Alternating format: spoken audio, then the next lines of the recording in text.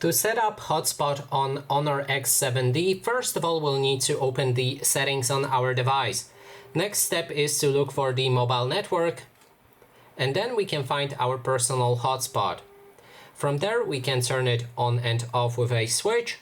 You can also adjust the device name for your hotspot. You can change the password for your hotspot as well. And then there's the connected devices. If you clicked on that, you will see all of the devices that are currently connected with your hotspot if you have it enabled. Then you can go for more options and change the security protocol. Now, if you want to have a password for that network that I shown you previously how to change, you can choose between different WPA protocols. There's 3 of them, or you can select none if you don't want any password for that hotspot.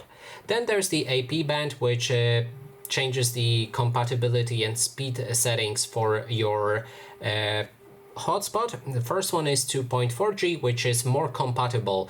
That means more devices will be able to connect with your mobile hotspot. So if somebody has a trouble connecting with your hotspot, then go for 2.4G.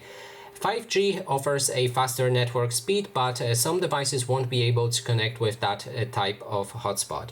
Then there's the duration. You can change on how long your hotspot will remain open when it's inactive. That means there's no devices connected with it.